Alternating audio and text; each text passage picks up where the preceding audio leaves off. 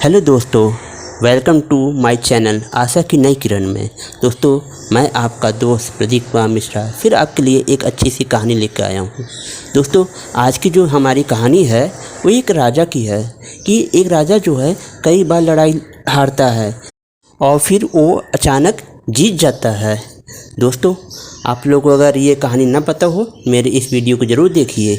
दोस्तों, एक छोटे से इंट्रो के बाद फिर हम लोग अपनी कहानी शुरू करते हैं।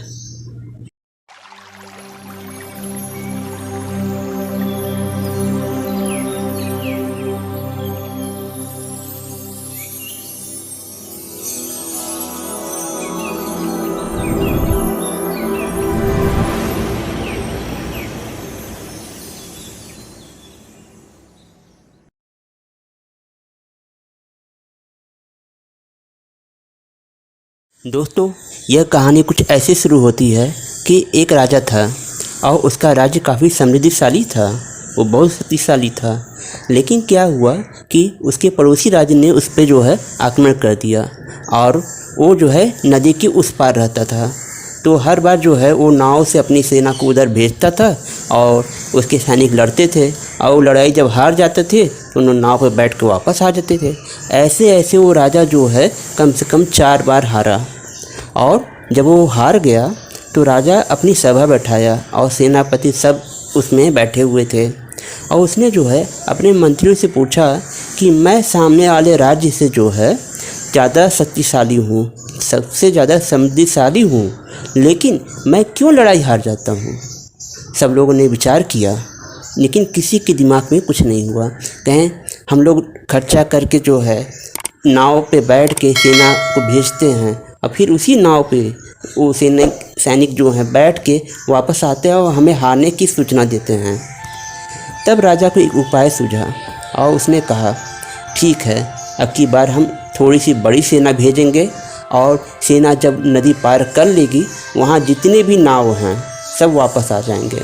अगर हमारे सैनिक लड़ाई जीत गए तब तो वो वापस आएंगे और अगर नहीं जीते तो वो वहीं पर रहेंगे। इसके बाद क्या हुआ कि लड़ाई के लिए सैनिक गए और लड़ाई जीत के वापस आए और राजा को सब लोगों ने बताया कि राजा साहब, हम लोगों ने लड़ाई जीत ली। तो राजा मुस्कुराया और कहा, मैं जानता था कि इस बार हम लोग नहीं हारेंगे। तो सब लोगों ने कहा, ऐसा क्यों? कहें हम लोग जो है नाव में इन लोग को बैठा के भेज देते थे और उन लोग को होता था यह लड़ाई हम लोग जीते चाहे हारे कोई मतलब नहीं, नाव तो है ये है और नाव पे हम लोग बैठ के वापस आ जाएंगे। लेकिन इस बार नाव जब वापस आ गई तो उन लोग को ये पता था कि लड़ाई हम लोग को हर हालत में जीतनी ही है। उन्होंने अपनी लड़ने की क्षमता को बढ़ाया और लड़ाई जीत गए।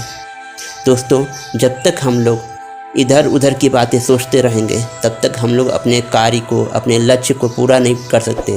लेकिन जब हम अपने पूरे लक्ष्य की तरफ ही बस सोचेंगे और दूसरी तरफ नहीं सोचेंगे, उस दिन हमें जो है अपने लक्ष्य को पाने से कोई नहीं रोक सकता।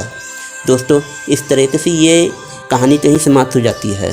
दोस्तों, अगर आप लोग को मेरी ये कहानी पसंद आई हो, इसे ज़्यादा से ज़्यादा लाइक करें, शेयर करें और मेरे चैनल को सब्सक्राइब करें।